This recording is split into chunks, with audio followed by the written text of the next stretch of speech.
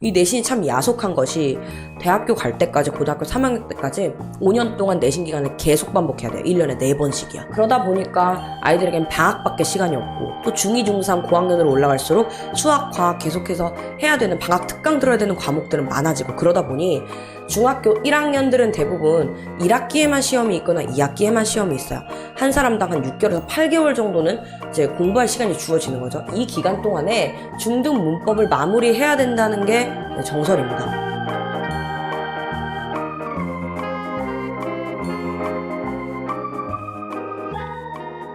안녕하십니까. 오늘 중학교 1학년 문법을 잘해야 하는 이유라는 제목으로 설명회 진행할 케네스 박은하 강사라고 합니다. 네, 첫 번째로 문법 학습의 중요성입니다.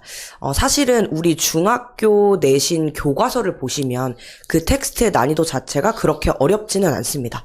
그렇다 보니까 그 텍스트를 기반으로 이제 시험 출제가 되다 보니 독해 문제를 어느 수준 이상으로 어렵게 내기는 조금 어렵습니다. 그렇다 보니 이 변별력을 문법에서 가져가는 경우가 굉장히 많은데요.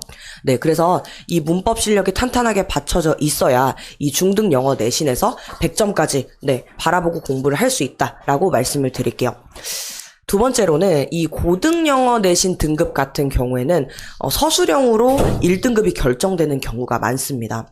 이 서술형 난이도가 굉장하거든요. 맞춰야 되는 조건도 굉장히 많고요. 그 문장 구성 자체도 그냥 단문이 아니고 복문으로 나오는 경우가 굉장히 많아요. 그래서 이 고등영어 내신 등급을 1등급을 목표로 하기 위해서는 문법이 반드시 필요하다라고 말씀드릴 수 있을 것 같아요. 또 마지막으로 이거 굉장히 원론적인 부분인데요. 이제 수능 영어뿐만 아니라 뭐 다른 여러 가지 시험들이 있죠. 탭스가 있을 수도 있고 뭐 토익이나 토플 같은 어떤 텍스트를 읽는다고 할지라도 이 모든 텍스트를 정확하게 해석하기 위해서는 문법 실력이 반드시 필요합니다. 그래서 문법이 탄탄해야만 우리 내신이나 수능이나 뭐 여타 다른 시험들까지 모두 대비를 할 수 있다라고 말씀을 좀 드릴게요.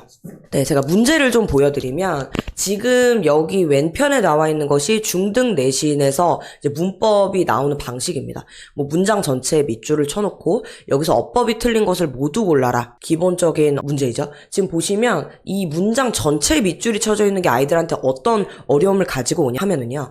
이 모든 문장에서 주어, 동사, 수일치 다 따져봐야 되고요. 시제는 맞았는지 봐야 되고요. 그리고 뭐 as well as라는 문법을 사용한 건지 혹은 make people laugh, 뭐 make 사역동사의 목적격보를 잘 활용했는지 아이들이 보기 하나에서 따져봐야 될 조건들이 굉장히 많은 것입니다.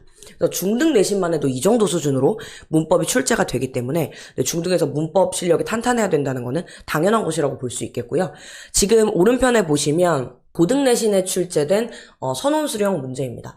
일단은 문제 읽어보시면 뭐 윗글의 extinction의 정의와 예시에 대한 설명을 바탕으로 일단 독해를 기반으로 하고 있어요. 그런데 이 가의 어떤 의미에서 extinction을 예시일 수 있는지 주어진 조건에 맞게 빈칸을 완성해라. 문제 자체가 뭐 독해라든지 문법이라든지 서술형이라든지 모두 통합형으로 출제가 되고 있습니다. 지금 조건은 간단하게 주어져 있고요. A child로 시작하는 문장을 영작해야 되는 그런 문제예요. 밑에 정답을 보시면 복문 형태로 되어 있죠. 일단은 a child의 수일치 시켜서 cries or calls 써야 되고요. 전치사 for 정확히 사용해야 되겠고 when절 써줘야 되고 knowing이라는 현재 분사를 사용해서 분사구문 써줘야 되고 그 뒤에 명사절, 대절까지 완벽하게 써줘야 되는 그런 문제입니다. 지금 주어진 단어는 2개밖에 없는데 이 앞에 있는 내용을 정확히 그 지문을 해석을 한 다음에 그걸 기반으로 본인이 알고 있는 모든 문법적 실력 총동원해서 문장 하나를 완벽하게 구성해내야 하는 그런 선원수령 시험들이 나오고 있습니다. 네, 결국에는 이런 문제들을 모두 타파해서 1등급을 맞기 위해서는 문법 실력이 굉장히 중요하게 되는 거겠죠. 그 다음 수능 문제를 조금 보여드릴 건데요. 사실은 수능에는 어법 문제가 단 한 문제, 29번 한 문항밖에 나오질 않습니다. 그러면 수능 1등급을 위해서 왜 문법을 해야 되느냐. 지금 보시면 40번 요약 문제입니다. 대부분 수능 지문은 7문장에서 9문장 정도로 구성이 되어 있는데요. 이 마지막 문장 한 문장이 7줄에 해당하는 아주 긴 문장입니다. 결국에는 이러한 긴 문장에서 문장의 핵심 내용이 되는 주어와 동사가 어디인지 그리고 꾸며주는 수식어구 혹은 형용사절이 어디인지 완벽하게 찾아내기 위해서는 문법 실력이 반드시 필요하게 되는 것이겠죠. 오른편에 준킬러 문항이라고 흔히 불리는 30번 어휘 문항입니다. 지금 이 문항에 제가 초록색으로 표시해 놓은 부분들을 보시면 모두 not, no 이렇게 부정어가 반복적으로 들어가 있어요. 지금 no 포인트 뒤에 보시면 will the buyer see 이렇게 주어 동사 순서가 바뀐 것을 보실 수 있는데요. 이걸 저희가 흔히 도치구문이라고 부르죠. 그러면 부정어 뒤에 도치구문이 온다는 걸 아이들이 모르고 있으면 이 어려운 구문 때문에 아이들 해석이 막혀버리는 상황이 생길 수도 있습니다. 그래서 이 수능 1등급을 향해 정확한 독해를 하기 위해서 문법 실력이 필요한 이유는 첫 번째, 이렇게 긴 문장이 등장했을 때 핵심적인 내용을 파악하기 위해서 필요하다. 두 번째, 이렇게 어려운 구문이 나왔을 때 내가 이 지문에서 단어도 다 알고 내용 자체도 크게 어렵지 않은데 이 구문 때문에 해석을 못하는 경우가 발생하지 않도록 어법 실력이 반드시 기반이 되어야 된다라고 말씀을 드릴게요. 네, 그러면 제가 문법 학습이 필요한 이유에 대해서는 충분히 말씀을 드린 것 같고요. 그렇다면 레벨별 수준별로 우리 친구들이 문법 학습 전략을 어떻게 가지고 가야 되는지 말씀드릴게요. 우리 KNS 정규반 기준으로 좀 말씀을 드리면 어드반에서 어프반 이렇게 좀 하위권 친구들, 만약에 비재원생이라고 했을 때는 문법적인 용어와 어떤 기본 개념이 조금 부족한 친구들, 이런 친구들이 어떤 학습 전략을 가지고 가야 되는지 좀 말씀드릴게요. 첫 번째로는 문법 용어를 반드시 정리를 하셔야 됩니다. 팔품사가 어떤 것인지, 준동사라는 건 어떤 개념인지, 접속사는 어떨 때 쓰는 것인지, 이런 용어 정리가 반드시 되어 있어야 돼요. 근데 학부모님들께서 약간 이 부분에 대해 회의적으로 생각하시는 분들도 계세요. 우리 아이는 이제 감이 좋아서 어떤 문장에서 이 부분이 문법적인 오류가 있다라는 거를 잘 알고 있는 친구인데 왜 굳이 한국식 문법으로 용어 정리를 해야 되느냐. 일단은 첫 번째로 어떤 시중 교재든 그리고 학교에서 나가는 어떤 문법 사항이든 모두 이런 문법 용어를 활용해서 아이들에게 지도를 하고 있어요. 네. 그래서 본인이 뭐 혼자서 공부를 한다고 할지라도 시중에 있는 교재들이 모두 챕터 명부터 시작해서 설명을 전부 다 문법 용어로 가득 찬 그런 교재로 쓰이고 있기 때문에 용어 정리하는 것은 필수라고 말씀드릴 수 있을 것 같아요. 그리고 두 번째는 우리 아이가 감으로 어떤 어법상 오류가 있는 걸 찾아낸다고 할지라도 그것을 이제 그럼 옳은 문법에 맞게 고치게 될 때 아이들이 근거 설명하는 게 굉장히 중요합니다. 감으로 영어 문법을 쳐낼 수 있는 거는 초등까지라고 생각이 들고요. 중등에 와서 아이들이 내신을 맞닥뜨렸을 때 굉장히 당황하는 경우들이 생각보다 굉장히 지엽적인 부분들을 묻고 있어서 그런 경우가 많거든요. 그래서 이 문법 용어들이 모두 정리가 되어 있어야 본인이 정확히 어떤 근거를 가지고 이 문장에 어법적 오류가 있는 것인지, 그래서 이렇게 고쳐야 된다라는 근거들을 설명할 수 있으려면 결국엔 용어가 꼭 필요하겠죠. 다음은 우리 하위권 친구들은 사실은 중학교 1, 2, 3학년 문법이 있다고 했을 때 중학교 1학년 문법에 우선적으로 구멍이 없어야 됩니다. 중학교 1학년 문법이라고 하면 이런 부분들이에요. 중1 문법 챕터인데요. 대부분 뭐 비동사, 일반 동사, 조동사 이렇게 동사의 유형에 대해서 설명하는 부분들이 많고요. 또 관사, 그리고 뭐 의문사, 형용사, 부사, 그리고 접속사, 전치사, 이게 기본적인 팔품사에 대해서 하나하나 설명하는 챕터들이 많습니다.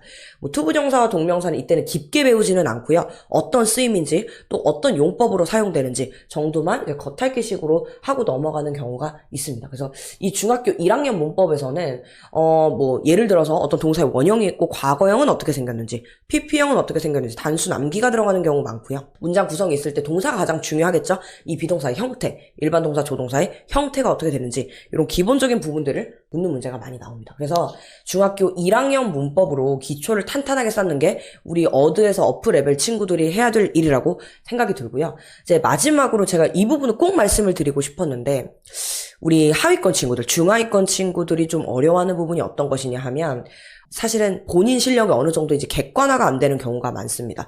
그것은 왜 그러냐 하면 본인이 오늘 접속사를 배웠어요. 그럼 다음 시간에 학원에 와서 접속사 시험을 보게 되겠죠. 그러면 본인은 나 접속사 이제 다 알아 라고 생각을 해요. 하지만 한 사이클이 돌고 마지막이 됐을 때 본인이 무엇을 배웠는지 말해보라라고 하면 입에서 말이 안 나오는 경우가 굉장히 많습니다. 그것은 본인이 어떤 것을 배우고 있는지 자세히 알지 못하기 때문인데요. 제가 이 하위권 친구들을 특강에서 만나면 첫 번째로 시키는 게 A4 용지 100지 주고요. 여기다가 네가 배운 걸 모두 써봐라 라고 이야기를 합니다. 그렇게 되면 애들이 그냥 본인이 뭘 배웠는지 자세히 모르기 때문에 뭐 비동사, 일반 동사 이렇게 쓰고 끝나요. 네. 그런데 사실은 여기 적혀있는 이 챕터명들이 모두 술술 나와야 되는 거거든요. 그래야 내가 지금 이 많은 챕터들 중에 문장의 종류에 대해 배우고 있는 거구나. 나는 중1, 2, 3 문법 중에서 중1 문법의 요 정도를 배우고 있구나. 객관화를 할 수가 있게 돼요. 그럼 본인이 부족한 부분이 어딘지도 바로 드러나게 되겠죠. 이런 부분들 때문에 좀 챕터명을 백지에 쓸 수 있을 만큼 숲을 보는 능력을 길렀으면 좋겠다라는 부분 말씀을 드리고요. 세부적으로 들어가면 챕터별로 본인이 배운 것에 대해서 개념 백지 테스트 진행하는 것이 굉장히 중요합니다. 내가 오늘 투부정사를 배웠다라고 하면 무조건 노트 펼쳐놓고요. 오늘 배운 거 무작위로 쓰는 거예요. 그리고 나서 교재를 다시 펼쳐서 내가 이 부분을 아예 기억이 안 나서 못 썼네 하면 파란색으로, 그리고 내가 이 부분을 썼는데 개념이 틀렸네 하면 빨간색으로, 네, 이렇게 고쳐주면서 나중에 이 문법이 2번, 3번 사이클을 돌게 되면 이 친구들이 나중에는 정말 내가 백지에다가 이 투부정사 개념을 모두 쓸 수 있는 상황이 됐네 라고 발전하는 모습을 좀 볼 수 있을 거예요. 그래서 제가 이 대목에서 좀 중1, 2, 3 문법의 차이점에 대해서 말씀을 드리려고 하는데요. 중1 문법에서 중2 문법은 이제 추가되는 챕터들이 좀 있습니다. 투부정사, 동명사, 그리고 준동사에 포함되는 분사까지 새로운 챕터가 들어가고요. 우리 아이들 굉장히 어려워하는 수동태 부분 포함이 되면서 이제 중2 문법에서는 관계사, 가정법, 아이들이 좀 고난도 문법이라고 생각하는 부분들이 챕터가 추가가 되고요. 사실 중3 문법은 어떤 새로운 챕터가 추가가 된다기보다는 중1, 2 문법을 토대로 확장하는 개념이 많이 나오게 됩니다. 투부정사의 명사적, 형용사적, 부사적 용법, 그리고 그 쓰임을 배웠다면 이 투부정사에서 아이들이 많이 틀리는 부분, 쏘대구문으로 바꾸는 거, 그런 부분들이 많이 나오고요. 그리고 만약에 가정법이라고 했을 때는 중2 문법에서는 가정법 과거 완료만 배운다. 중3 문법으로 넘어오면 이 두 가지를 혼합한 형태의 혼합 가정법까지 확장해서 배우게 되는 개념이에요. 그래서 이 중1, 2, 3 문법이 이렇게 구성되어 있다라고 봐주시면 될 것 같고요. 다음은 정규 레벨로 말씀을 드렸을 때 우리 파워반, 프라임반, 프로반 이렇게 구성되는 중위권 친구들, 비재원생 기준으로 말씀을 드리면 이 친구가 어법적 오류가 이 문장에 있다는 건 아는데 그 근거를 정확하게 설명하기는 어렵고 감으로만 아는 단계의 친구들, 이제 전략을 말씀을 드릴게요. 이 친구들은 아마 중학교 1학년 문법은 어느 정도 완성이 된 친구들이 많을 거예요. 그렇다 보니 이 중학교 2학년 문법을 마무리한다라는 생각으로, 이 마무리한다라는 말이 조금 어색할 수도 있겠는데요. 마무리한다라는 건 내가 이 개념을 모두 백지에 쓸 수 있을 만큼, 그리고 이 모든 어법상 오류의 근거를 설명할 수 있을 만큼이 되는 게 이 마무리입니다. 그래서 이 중학교 2학년 문법 마무리를 목표로 하면 좋을 것 같고요. 이 레벨에 있는 친구들이 가장 토로하는 부분들이 이런 부분들이에요. 본인이 정규반에서 보는 리뷰 테스트 점수는 잘 나와요. 리뷰 테스트 같은 경우는 전 시간에 접속사 배웠으면 오늘은 접속사 시험만 봅니다. 그런데 학원에서 보는 성취도 평가라든가 정기 평가라든가 탭스 문제가 될 수도 있고요. 어떤 통합형, 전범위 문제를 풀 때 점수가 잘 안 나온다라고 이야기하는 친구들이 있어요. 이런 친구들은 어떤 것이 선행돼야 하냐면 이 전범위 문제를 풀 때 문제에 일단 손부터 대고 A, B, C, D 중에 답을 찾으려 하지 말고 오른쪽에 챕터명을 써보는 게 중요합니다. 내가 공부한 문법들 중에서 이 문제는 투부정사 개념을 요구하는 문제구나. 투부정사 써보는 거 중요해요. 그럼 투부정사 안에서도 굉장히 많은 개념들이 있겠죠? 명사적, 형용사적, 부사적 용법 여러 가지가 있는데 그 중에서 내가 어떤 개념을 꺼내서 풀 건지 오른쪽에 써보고 시작하는 게 중요해요. 이 레벨의 친구들은 사실은 실전에서 100점 맞는 걸 목표로 하는 친구들은 아니기 때문에 시간이 오래 걸리더라도 이 답을 찾기 이전에 본인이 꺼내어 쓸 수 있는 그런 소스들을 적어놓고 정확하게 푸는 것이 훨씬 중요합니다. 그래서 전범위 문제를 풀 때 오른쪽에 이 챕터명과 적용 개념을 써보는 연습이 굉장히 도움이 많이 될 거라고 생각이 들고요. 이제 2레벨 정도 오면 개념 암기에서 그치는 것이 아니고 내신 문제 풀이를 통해서 좀 실전 연습이 필요한 단계입니다.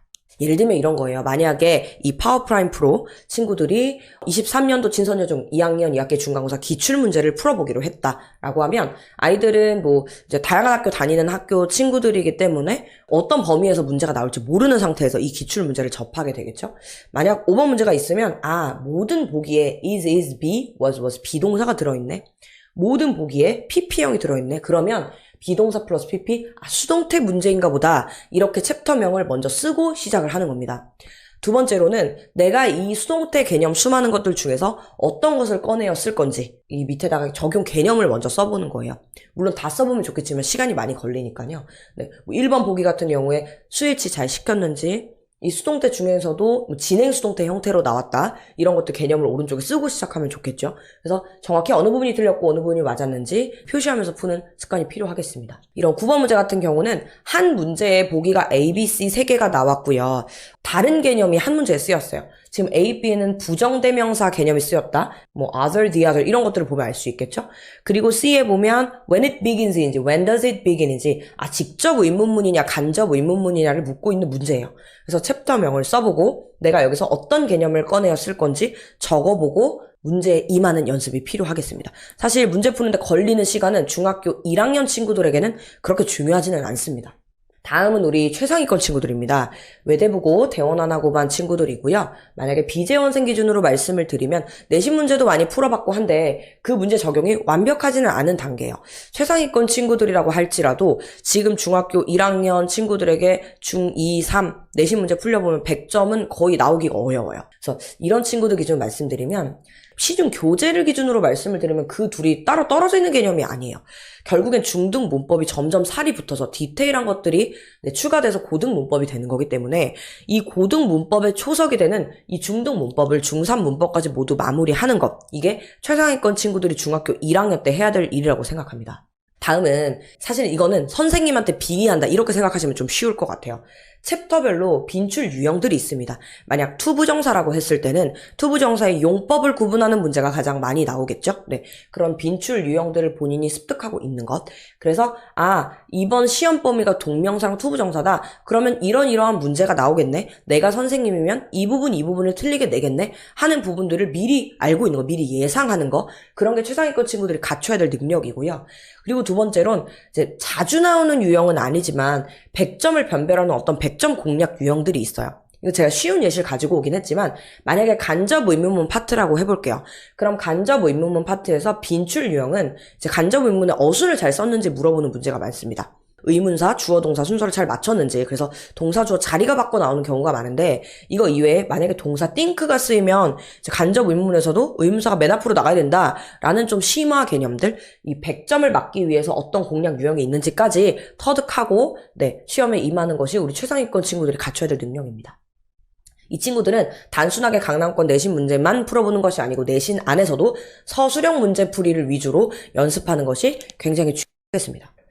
이것도 진선여중 문제인데요. 그 당시에 굉장히 논란이 됐던, 그러니까 문제 자체는 괜찮은데 아이들이 너무 어려워했던 그런 문제입니다. 이 최상위권 친구들이 서술형을 가지고 연습해야 된다는 거는 어떤 것이냐면 이 조건 맞추는 연습을 굉장히 많이 해야 된다는 얘기예요. 그래서 어떤 문제 지금 조건이 3개가 붙었죠. 첫 번째, 필요한 단어를 추가할 것. 밑줄 치고 조건 1 이렇게 쓰는 연습 되게 필요해요. 꼭 하나 놓쳐서 이제 문제를 틀리는 경우가 많거든요. 두 번째, 상관접속사를 사용해라. 여기서 문법 개념이 들어가는 겁니다.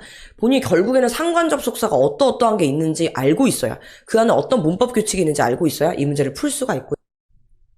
빈칸 하나에 단어 하나씩 쓰시오라는 세 번째 조건이 붙었습니다. 그래서 이제 내용 파악해서 푸는 그런 문제였고요. 근데 이제 조건에 맞춰서 영작하는 그런 연습을 하는 것이 최상위권 친구들에게 필요하겠네요.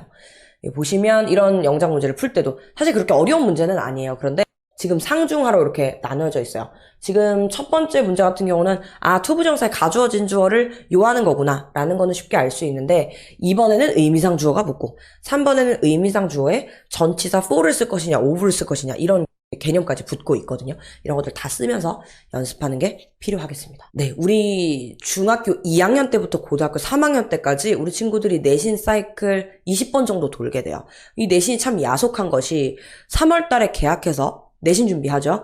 그러면 4월에 중간고사 끝나고 풀어줘요. 나 너무 고생했다, 힘들었다. 정규반 돌아오는 게 3주밖에 안 되는데요. 그 3주 동안 보상심리가 작동해요. 나 내신 이렇게 고생했고 100점 맞았으니까 3주 동안 좀 쉬어야지, 기말 전까지. 그러면 공부할 시간이 없어요. 실제로 영어 실력을 키울 시간이 없습니다.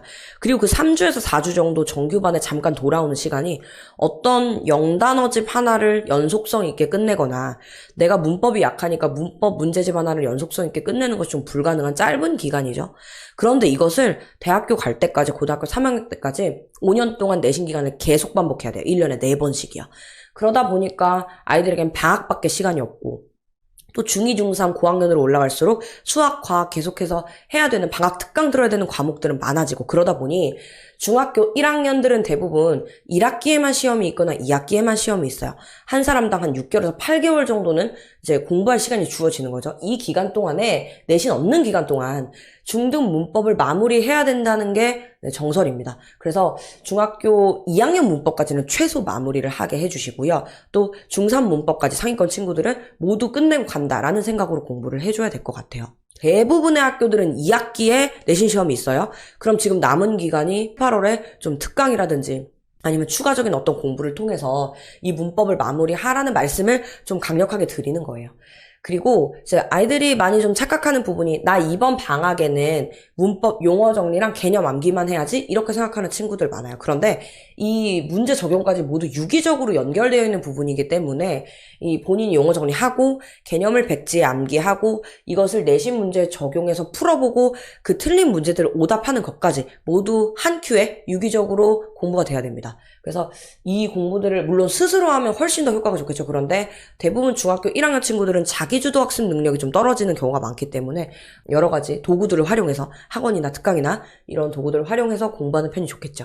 우리 중상위권 친구들은 내신 서술형 풀어보는 연습 절대 게을리해서는 안 되겠죠. 뭐 특히나 저는 조건 영작을 많이 연습해보라고 말씀드리고 싶어요. 아이들이 초등 때 좀 흘러가는 대로 공부를 하다가 놀이 위주의 공부를 하다가 중등 들어와서 가장 당황하는 것이 주어진 조건에 맞게 선생님이 요구하는 어떤 답안에 맞춰서 작성하는 걸 굉장히 힘들어해요. 그래서 어떤 조건에 맞게 영작하는 연습을 중등 때는 꼭 중1 때는 하고 올라오는 것을 추천을 드립니다. 제가 오늘 준비한 내용 여기까지고요. 학부모님들께서 이 방학 시간 이용해가지고 아이들 문법 많이 채울 수 있도록 도와주시면 너무 감사드리겠고요. 추가로 궁금하신 사항이 있으시거나 하시면 중등관으로 전화 주시면 또 친절하게 답변 드리도록 하겠습니다. 감사합니다.